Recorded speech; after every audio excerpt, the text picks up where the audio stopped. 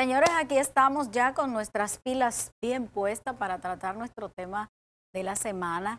Y tenemos a la doctora Tamara Feliciano, quien es médico internista del Centro Médico UCE. Hoy le damos la bienvenida porque ustedes saben que esta gran ola que hemos tenido por tantos años, tantos años, como que hacen tanto, pero claro, hablar de la pandemia y hablar del COVID para uno se hace interminable. Y muchas veces decimos, bueno, a mí me dio COVID, ya yo libré esta batalla, pero sabemos que podemos estar contagiados de nuevo, pero lo más agravante es que al final muchas personas quedan con secuelas importantes de salud por causa del COVID. Y hoy queremos con Tamara pues tratar todos esos aspectos importantes, entre otras cosas que ella nos va a aclarar en esos términos para nosotros saber cómo seguir cuidándonos, no solo para que no nos dé, sino después del COVID, ¿qué viene, doctora? Bienvenida. Gracias, buenos días, gracias por la invitación. Sí, estoy aquí para tratar de aclarar todas sus dudas, ¿verdad? Antes de hablar de secuela de COVID como tal o de post-COVID, creo pertinente definir algunos conceptos para que estemos claros, ¿no, verdad? Sí. Por ejemplo, el COVID es una enfermedad nueva, una enfermedad prolongada, una enfermedad que hasta 2 años era desconocida para nosotros y una enfermedad importante. Es diferente. Para hablar de secuelas, tenemos que saber cuál es el periodo agudo, cuál es el periodo de cuarentena para poder hablar de post-COVID. ¿Verdad? El periodo agudo del COVID es aquel que desde que tú te contagias, los síntomas de que te contagias, hasta las 4 semanas. Hablamos de periodo agudo.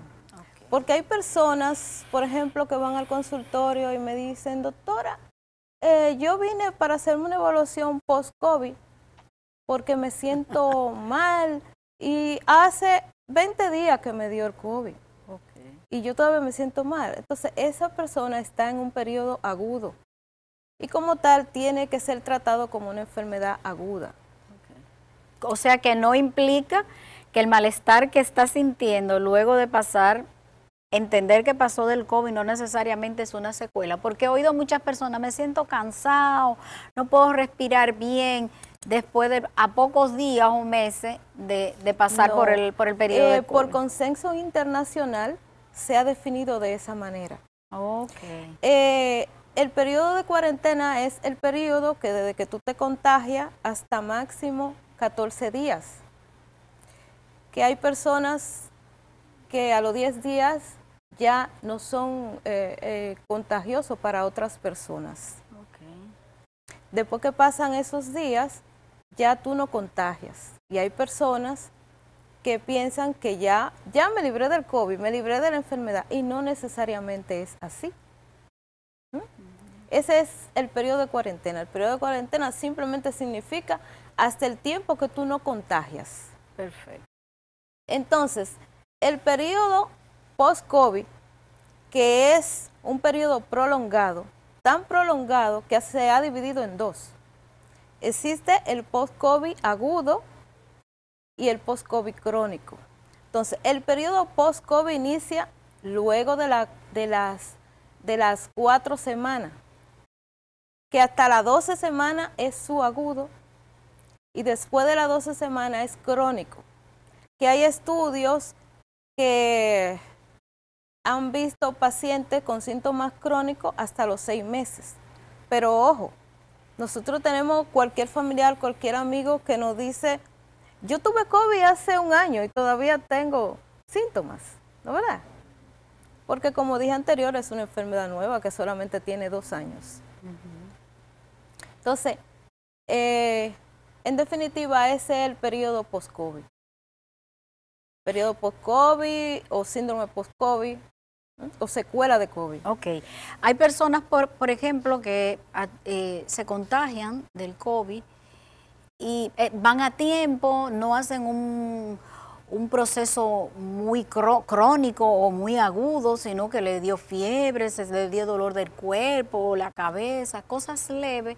Algunos los pulmones empiezan a sentirse afectados, pero andan rápido y resuelven el problema. Estas personas son menos propensas a tener una complicación posterior o simple y llanamente, si tenemos el COVID, vamos a tener una secuela. Bueno, hay personas, como dice, que la enfermedad le da leve, inclusive la pasan en casa. Me voy más lejos, no van a ningún profesional de la salud y la pasan en casa con cosas caseras o con cosas para los síntomas, para la fiebre, para la tos, que ellos mismos compran o le dice el vecino o eso. Esas personas, claro que van a tener menos secuelas que una persona que le haya dado un COVID grave, crónico, claro, o un COVID que una persona que haya tenido complicaciones pulmonares o en otra parte de su cuerpo, porque el COVID es una enfermedad sistémica que que afecta toda la parte del organismo. Puede afectar el sistema locomotor, el sistema cardiovascular. Sí es bien que la complicación más frecuente a nivel pulmonar, porque es donde el COVID tiene mayores receptores, pero puede afectar toda la parte del cuerpo. Puede afectar la piel, el sistema circulatorio, neurológico, porque afecta a los vasos sanguíneos. Dios mío, pero ¿y qué es esto? Sí. Esto es que no nos vamos a quedar exentos de tener una situación por esta enfermedad. Qué fuerte y qué avasalladora es. Sí. Entonces, las personas, que no es lo mismo una persona que le haya dado un COVID grave, que haya estado hospitalizado o que haya estado en una unidad de cuidados intensivos, porque ya esa persona, por ejemplo, que ha estado en la unidad de cuidados intensivos, tiene síntomas y complicaciones de paciente agudamente enfermo, es decir, pierde masa muscular, a veces se va a su casa, hay que hacerle traqueotomía porque puede durar mucho con ventilador. No es lo mismo esas personas que a una persona que haya pasado un COVID en su casa o una persona que sí haya estado hospitalizada pero solamente en el área de aislamiento y no haya tenido la necesidad de ir a una unidad de cuidados intensivos.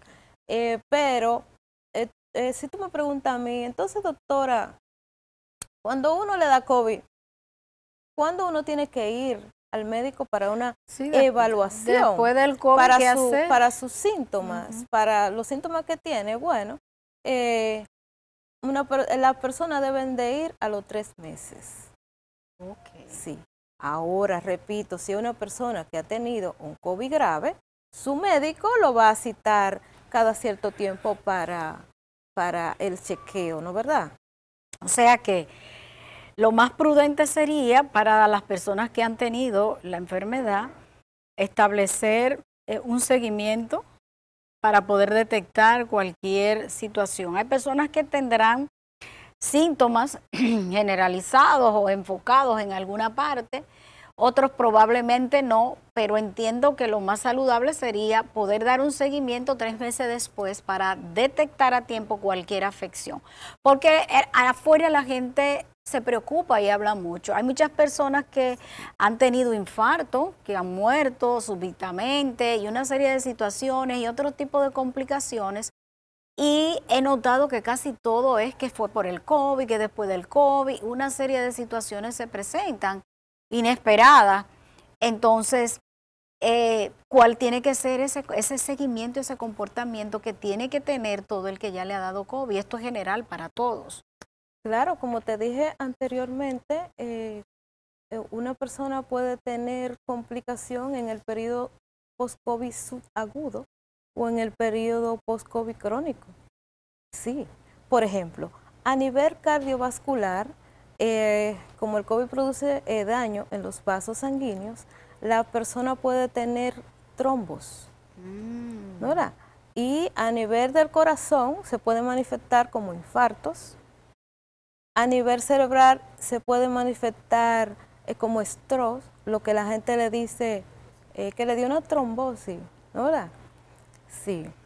Y a nivel pulmonar, como puede tener coágulo a nivel pulmonar también. Entonces, esas son complicaciones que puede presentar el paciente en el COVID agudo, en el COVID subagudo y en el COVID crónico, en el periodo crónico del COVID. Okay. Es decir, que una persona que le ha dado COVID no se libra del todo, por eso es que necesita un seguimiento. Entonces, esas personas van a donde nosotros y el seguimiento que le hacemos, lo primero es hacer un historial clínico del paciente para saber sus comorbilidades, ¿no verdad? Un buen historial clínico. Después que le hacemos esa historia clínica, entonces le hacemos estudios basados en el historial clínico del paciente. Porque no es lo mismo que tú me digas a mí, bueno, doctora, yo vine porque, mire, después que me dio el COVID, yo siento que no respiro, yo siento que no puedo respirar profundo como yo respiraba antes. ¿No verdad? La respiración mía no es igual, como dicen las personas, de que no lleno los pulmones. Sí, sí. Sí.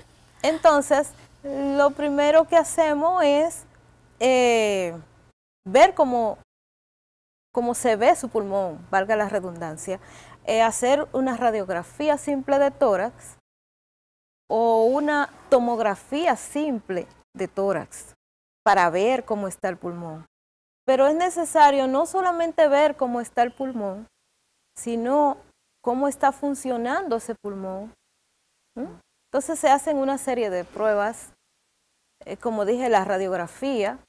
En la tomografía o radiografía nosotros podemos ver si el COVID todavía uno ve un proceso inflamatorio en sus pulmones o si ha dejado alguna cicatriz, que ahora ese tipo de cicatriz le podemos llamar que son cicatriz light, ¿no verdad? ¿Por qué light? Porque vemos que se quitan con el tiempo. Entonces le podemos mandar a hacer una espirometría, que es un examen simple para ver cómo está funcionando su pulmón. Los casos que se presentan en consulta, doctora, ¿ha tenido algunos casos ya de personas que van con ciertas afecciones? ¿Cuáles son los más comunes? Sí, si los claro pulmones, que sí. Si el corazón o la circulación. Claro que sí. Al ser el pulmón el órgano más afectado, las personas se quejan mucho de falta de aire, lo que nosotros llamamos disnea. O las personas se quejan de fatiga, de cansancio. Esos son síntomas comunes. Falta de sueño, no concilian el sueño. Porque el COVID uno puede tener alucinaciones, depresión. Ay, sí. Ay, sí. Sí. Dolores de cabeza. Sí, cefalea, dolor musculoesquelético. Me duelen mucho las articulaciones después del COVID. Yo no era así, ¿verdad? Sí. Bueno, hace mucho sentido, doctora. Ahora que usted lo dice, yo sé que en casa todo el mundo tiene que estarse ubicando en un lado, porque con esa sintomatología que me comentas, tengo mucha gente cercana que le ha dado el COVID, que me la menciona y me dice, me duele mucho la cabeza. Inclusive, ya he tenido personas que dicen que después del COVID su estado de ánimo cambió. Sí, claro. Se le olvidan las cosas. Wow. No pienso igual, doctora. Se me olvidan las cosas. Yo necesito algo para la memoria. El COVID grave deja a las personas en un estado postraumático. Esas personas generalmente necesitan ayuda psicológica o psiquiátrica porque pasaron por un momento grave y tienen miedo de volver a caer, miedo de reintegrarse a su vida normal, porque tienen miedo de que le falte el aire. Pero que eso es lo complicado, doctora, que a pesar de toda esa secuela y a pesar de toda la situación complicada que puede representar el COVID para algunas personas, uno puede estar propenso a volver de nuevo a caer en el mismo cuadro porque no estamos exentos, aún estamos vacunados y todo lo demás, pero te puede dar de nuevo. Entonces es un alto riesgo. Además de que sería importante, doctora, también conocer si esas secuelas que deja el COVID con el tratamiento pueden desaparecer o qué pasa. ¿Nos quedamos ahí con una condición? Porque yo no quiero asustar a nadie, ¿verdad? Pero de verdad como que es un poco serio. Hay secuelas que deja el COVID que tenemos tratamiento. Por ejemplo, si una persona hemos visto, ¿no, verdad?, por estudios y por experiencia propia, que una de las herramientas que más nos han ayudado para los pacientes con COVID y proceso respiratorio es la terapia respiratoria de una manera temprana. Es decir, el paciente hacer terapia, nosotros en la unidad, porque en el Centro Médico UCE tenemos una unidad de COVID, que es el sitio donde yo laboro. Tenemos una unidad de COVID muy completa, con bastantes camas. Pienso que uno de los lugares a nivel privado que más cama tiene, que son flexibles, me aclaro la palabra flexible, que es que cuando estamos en pico, ¿no, verdad?, nosotros podemos abrir todas las camas, toda el área, y cuando estamos bajo nosotros restringimos el área. Tenemos unidad de cuidado intensivo y por supuesto tenemos un área de triaje, que el área de triaje es donde tú identificas a los pacientes, lo categorizas, y dice, este tiene COVID, este no tiene COVID, este va para la sala de aislamiento, este va para la unidad de cuidado intensivo, ¿no? Esa área. Entonces nosotros tenemos incluido en el tratamiento a los pacientes terapia respiratoria de una manera temprana, porque una de las cosas que hemos podido ver, y hay bastantes estudios, porque el COVID, a pesar de ser una enfermedad joven y nueva, hay bastantes estudios ya y bastante literatura, y gracias a Dios gratis, que nosotros tenemos acceso a literaturas formales de las revistas médicas internacionales que nosotros nos auxiliamos para todo tipo de patología. De manera humanitaria, ellos lo han hecho de una forma gratuita para todo el profesional de la salud. Entonces, una terapia respiratoria temprana, cosas simples inclusive que la persona puede hacer en casa. Hemos descubierto que tú reintegrarte a tu manera normal de ser, a la cotidianidad, a tus ejercicios que tú hacías. Claro, lo que tú puedes hacer, si tú puedes hacer caminatas, nadar, hay personas que simplemente pueden hacer al principio, levantarse y pararse de una silla, ¿no era? Tomar aire profundo y exhalar, inhalar y exhalar, botar el aire con los labios fruncidos como si tú estuvieras silbando. Eso ayuda, hacer ese tipo de ejercicios ayuda. Y concientizar a las personas y a los familiares que también tienen miedo de que su familiar haga cualquier tipo de ejercicio porque que le va a faltar el aire, que se va a sentir mal, que otra vez va a ir al centro.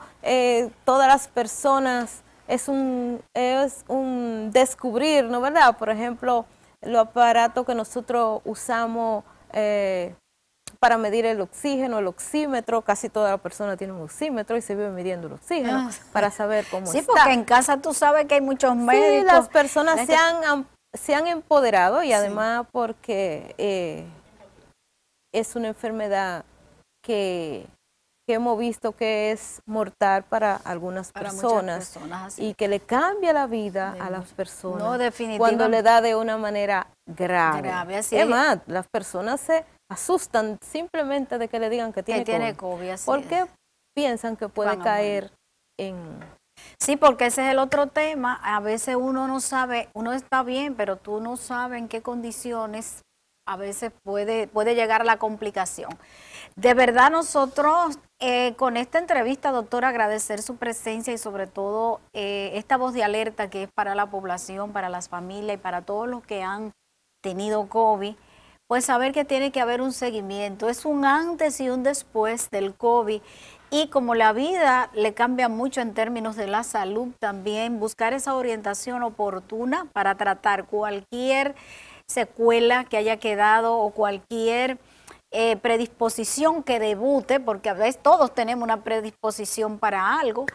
Entonces, por lo visto, este COVID tiene sus estragos, no solo poniéndonos al borde de la muerte, sino también dejando algunas cosas que pudieran deteriorar la salud de las personas. Sí. Entonces, yo creo que esto es muy oportuno para toda la familia y por eso estamos súper agradecidos de que hoy haya hecho un espacio, porque sé que tienes tu fila de pacientes que siempre van a buscar esa asistencia.